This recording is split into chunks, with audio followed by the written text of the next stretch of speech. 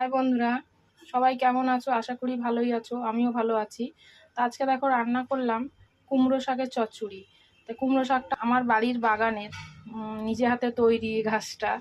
তা আজকে রান্না করলাম, তোমাদের সাথে শেয়ার করছি, দেখো তোমরা। আর পারলে বেশি বেশি করে কমেন্ট, লাইক একটু শেয়ার করে দিও। দেখো বন্ধুরা রান্নাটা আমি কিভাবে করছি। কড়াইটা গরম হয়ে গেছে, আমি তেল দিয়ে দিলাম, দুটো শুকনো লঙ্কা ফোড়ন দিলাম, 5 ফোড়ন দিলাম।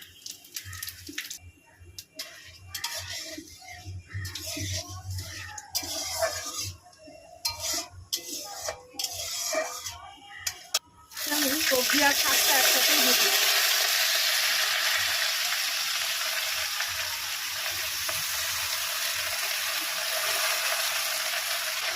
একটু লবণ দিয়ে দিলাম পরিমাণ মতো, একটু হলুদ দিয়ে দিলাম পরিমাণ মতো, ঢাকা দিয়ে দিলাম।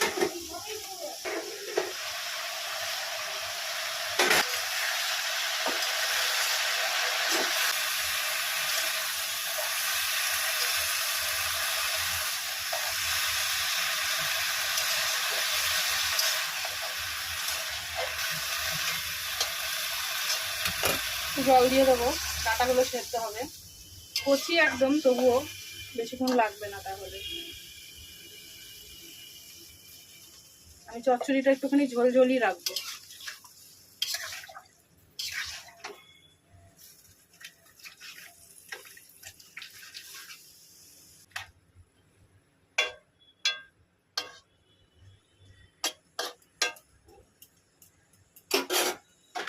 ঢাকা দিয়ে দেবো।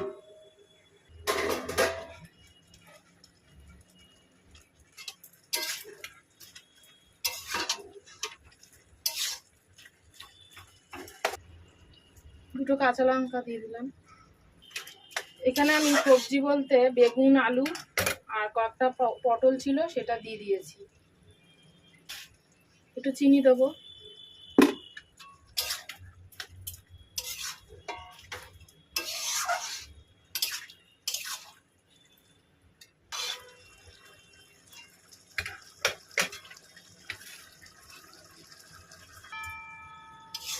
হয়ে গেছে রান্নাটা, নামিয়ে নিলাম।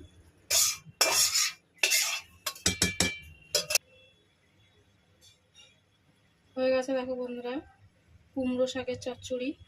রাখছি, সবাই ভালো থেকো, সুস্থ থেকো।